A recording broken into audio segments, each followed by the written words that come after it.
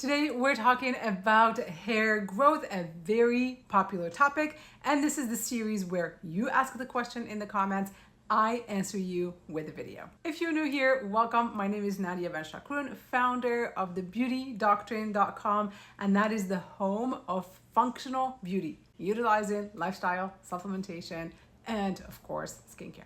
So today we're delving into a deeply personal and often frustrating issue that many people face, and that is hair loss, especially telogen effluvium, which is caused by chronic stress and digestive issues.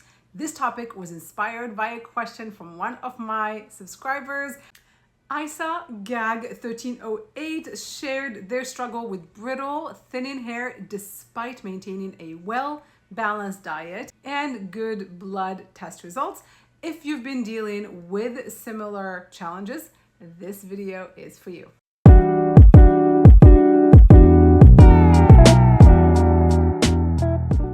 First off, let's talk about what telogen effluvium is. It is a type of hair loss that occurs when a large number of hair follicles enter their telogen phase, which is a dormant phase. This can be triggered by factors like stress, hormonal changes, poor nutrition, and then of course, in this case, and in my case in the past, high stress. While this is a temporary condition, it can actually become permanent if you don't address the underlying cause. So you got to manage stress, and so that'll be a big topic here. Obviously, I'm going to offer many solutions that will help boost your internal intake of supplements. I know you said that your blood levels were great. I've been getting so many blood tests, and actually the standard levels that doctors look for, they're not optimal. They're actually just the minimum to just survive. If you want to thrive, you really need to look at much higher levels, and those are the ones that functional medicine doctors work with you on, or hormonal specialists. That doesn't mean that you should just settle for not taking supplementation. So in this case, supplementation is going to be very important to stimulate that hair growth. Also supplementation to calm the nervous system, to help you adapt with stress, and those are called adaptogens. So we'll cover those, as well as massage techniques. I will cover oils that you can be using weekly to boost that hair growth. And of course, you wouldn't be watching a beauty doctrine video if I'm not going to talk about diet and red light therapy. And next level to that is going to be microneedling. So it's going to be a video that is full of information. So listen up. First things first, let's address the obvious culprit here, which is stress.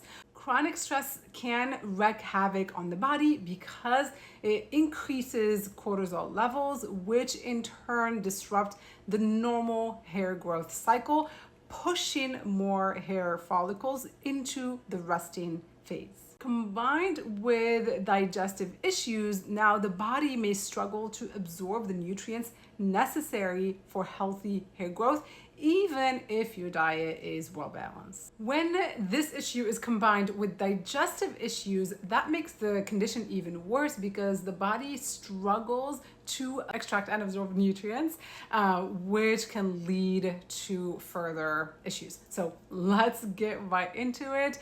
I have a feeling I'm going to recommend a lot of products, but please don't get overwhelmed. I tend to be very comprehensive because there are so many different pieces here.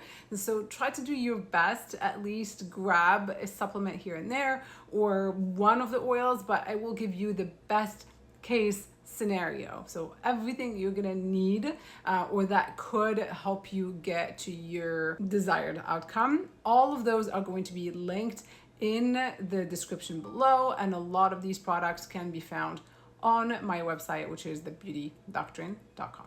I'm actually going to share exactly what I'm doing at the moment because I'm always combating stress. I work 12 to 16 hour days, minimum, and that's probably at least 6 days a week, and I have a hard time sleeping. So a lot of these things are things that keep me going, that truly help me fall asleep and stay asleep most nights, because I'm undergoing some hormonal issues as well. So a lot of these things are tried and tested, and those are the things that I do recommend to a lot of my clients. So first thing, let's address sleep, because if you sleep well, you're getting enough restorative sleep. So it's not about the length of the sleep, but it is more about the quality of the sleep. So how do you get quality sleep? You get at least 90 minutes of REM sleep early in the night. So the golden hour of sleep is 11 p.m. And so by 11, you should be in the deepest of sleep possible. So you want to try and get in bed, be ready, unwind and all that, get in bed by 9:30. It's so important. This can change everything in your life. And so even kind of stepping back from that, you want to have a bedtime routine that helps you unwind and relax. What does that look like? No food for 3 hours before bedtime, no drink for 2 hours before bedtime, and no screen time for 1 hour. It's called the 3-2-1 rule. And so ideally, if we're aiming at a bedtime that's at 9:30, your last meal, you should be done with your dinner at 6:30. Maybe go for a short walk. Make sure you had all your liquids, you hydrated well throughout the day, and didn't wait till bedtime. That way you don't have to wake up to go to the bathroom through the night. And then of course you want to invest in maybe some dimming switches, or just make sure that your environment in the house has a lot less lighting. It is best to maybe fall asleep reading a book rather than watching something on TV.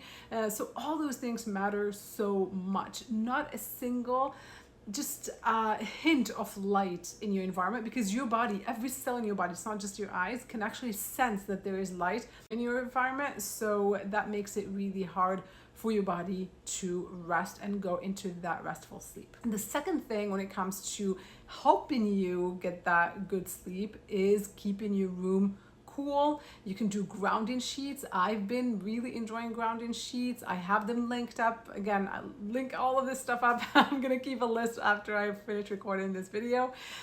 So those can be super helpful. And as far as supplements that I personally take now consistently at bedtime, a really good magnesium, as well as this supplement called Stress and Sleep Support. So you can find that on my website. It has a blend of beautiful supplements that truly help you they help calm your nervous system and help you stay asleep. And then every once in a while I'll boost it with melatonin, just a very low dose. So again, it really just depends on how bad my day was. One thing that's extremely important is to get your body tired, not your mind. I just finally realized this the last few months. So for example, I always draw from my life experiences. I use a lot of mental energy every single day, but mostly sitting in front of my computer. I have to be creative, I have to be resourceful, problem solver, I have team to run. So there's just so much mental energy. So my brain is exhausted, but the body isn't, because it was sitting all day. So that makes it really, really difficult for you to actually unwind and fall asleep, because you haven't really been physically active. So, and then the mind just continues to wander and has a hard time sleeping at night. The days where I have my, let's say, exercise in the morning, if I do rigorous exercise first thing in the morning, I'm exhausted, I have a good routine throughout the day, I have a big meal in the morning that has a lot of protein, that sustains you. So it's so important to have that strong morning routine, and that you exhaust yourself, not necessarily just mentally, but physically. You're going to fall right asleep, given that you've applied a lot of those suggestions that I mentioned earlier, with the sleep hygiene, with the unwinding, and then as a supplementation that's going to help calm your nervous system. And of course, this needs to be mentioned every time I talk about sleep, is caffeine. The very last cup of coffee should be 1 p.m. So yes, the effects that caffeine jolt you won't have late afternoon and evening, but the effects of the caffeine truly affect all of your body functions, well into the night. So it's really important to stop that early in the day. If you like to do some type of exercise in the afternoon or evening, yoga is perfect for that because you get to sweat a little bit, but then you unwind and you also have those breathing exercises, and breathing truly helps. I've been doing some meditations before bedtime and those can help in a great way. The second thing to managing stress is preventing those insulin spikes. And so it's really important to have healthy meals earlier in the day. So 2 or 3 big meals, no snacking, and there'll be those ups and downs, and those make it very, very difficult for you to sleep. And that goes especially later at night. Your very last meal should be pretty high on protein and fat because they're satiating, and so that means you're not going to wake up in the middle of the night hungry, or you're not going to have that crash. A lot of us that have that wake up around 2 or 3, that's typically when there is that crash if you had something sweet, because that spikes up your blood sugar and then you get a drop and that wakes you and you feel uneasy and it's really hard to get back to sleep. So everything you do during the day determines how well rested you're going to be at night, and it all goes back to this. It's so important. I can keep going about this. I'll share one last thought on this one, is really regulating your circadian rhythm. So important to wake up in the morning and just have that walk. So now I've gotten used to having a little 10 to 20 minute walk with my coffee. I just made a point to drink coffee outside when I'm in direct sunlight and letting the light hit your eyes and hit your cells, hit your body. And that tells your body, it tells your system that it is daytime, and now you're gonna start releasing that melatonin very slowly throughout the day. So it's at its optimal level at bedtime and you're able to get a good night's sleep. Enough on sleep. I know I can keep going. Now, how else can we manage that stress? Adaptogens are phenomenal. So you want to start including ashwagandha, for example, in your routine. I include it in my morning routine. I mix it into my coffee, kind of like it just breaks that kick of the coffee. I still get the caffeine, but the ashwagandha truly helps balance it out. Hydrate as much as possible in the morning. Have your green tea in the morning. The second thing that's just as equally important is improving digestive health, because before I get into all the different supplements, if you have leaky gut, if you cannot assimilate and absorb all of your nutrients, a lot of those supplements are just going to waste, and even the foods that you're consuming are going to waste. So a couple things to do to really improve digestion. The first one is to make sure you have enough bile in your stomach to actually break down that food, and you can do that by incorporating bile salts, especially if you are 40 plus, because that amount kind of declines. We have less bile. That means there's less acidity in the stomach and less ability to break down food. And then as far as kind of going down the digestive tract, kind of assimilating all of those nutrients from the food, sometimes we need that additional help, and digestive enzymes can be a great help for those. So those are supplements that are now a staple in my personal daily routine. Many of us now have leaky gut. Why? Because a lot of the food that we consume has additives, fillers, preservatives, and those kind of really eat away at that gut lining. Also, if you're not consuming enough fiber, because truly the food for all the bugs, it sounds weird talking about our stomachs having bugs, but we are made of bacteria, good and bad bacteria. So it's about having just a balance. So the food that feeds that good bacteria is fiber. So if you're not consuming enough daily, that bacteria still needs to eat. What does it do? It eats at your intestinal lining, and that's what causes leaky gut. So once that happens, it means all of the toxins that were supposed to exit our body now are circulating in your system, causing inflammation. So we have to seal all those little holes, and the way you do that is by leaky gut supplement, which I have on my website, but that's not enough. If for any of my clients that even have skin issues, rashes, things like that, there's a routine that I recommend. So it's leaky gut as well as MSM and collagen. You got to be really consistent with those, at least to get you over that hump, to heal what's going on, increase your fiber, increase your water intake, clean your diet to the next level. I know you said it's clean, but really make sure you're good with that, at least for a good month, and you should start seeing some results there. So all of this is really just laying out the groundwork for you to even benefit from all the advice that I will give now that is specific to hair growth. So let's start with supplements that stimulate hair growth. There is one that's excellent. It's on my website. It's called Better Roots. So that has all of the nutrients needed to help stimulate that hair growth. You have your vitamin A, you have your B vitamins, and so on. Protein is going to be important. I know I mentioned collagen, but consuming enough protein throughout the day with that. When you look at hair, this is made up of keratin, which is a protein. Your collagen in your skin is made up of protein.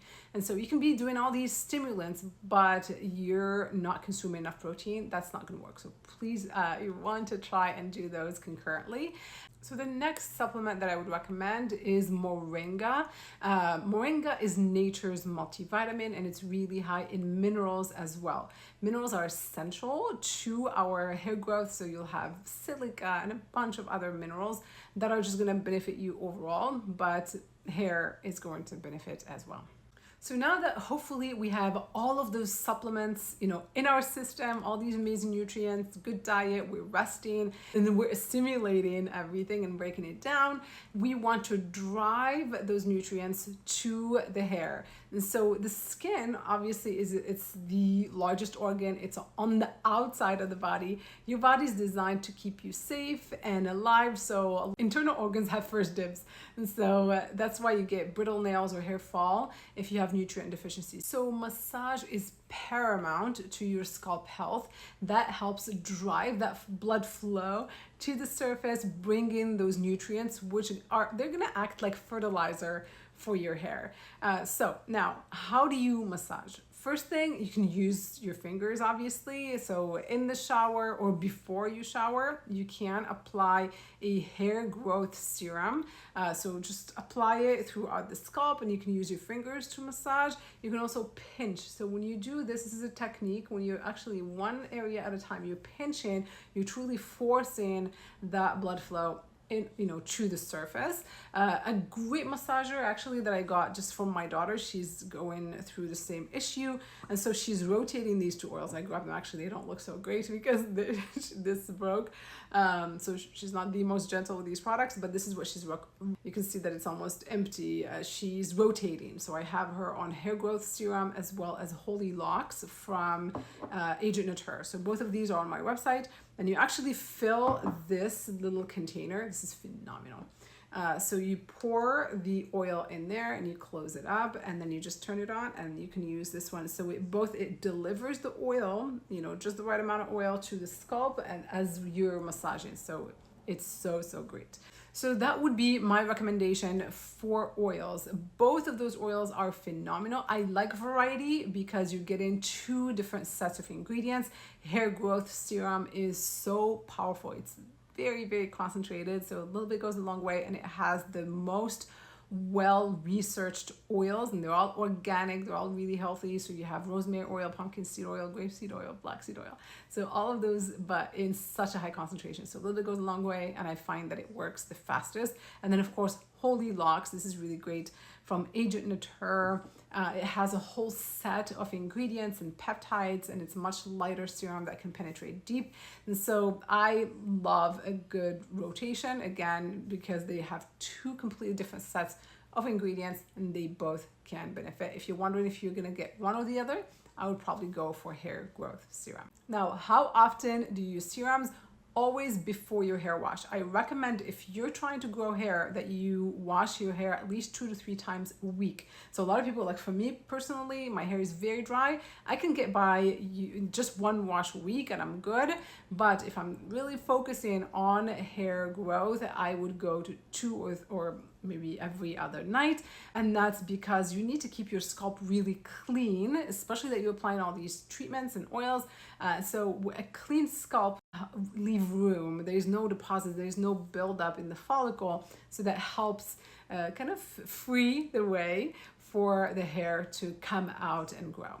So let's pretend your little tool is filled with oil. You're gonna go at least an hour before you shampoo time, and then you just go and take your time massaging. So apply, massage, let it vibrate, and then you can go after that with your fingers and just leave it. And then you get in the shower, use a clean shampoo. Extremely important to pay attention to what type of ingredients you're massaging into your scalp. So I love Evolve. It is on my website and it comes in different types. So there's the curly hair, there is the one for everybody. So I think it's like a shine, ultra shine shampoo, and of course conditioner. And then there is the one that's for color. It's called Color Protect. So you take your pick. All of them are super clean and they have really good ingredients that will help give you that environment without all the toxins and things that take away from the health of your scalp.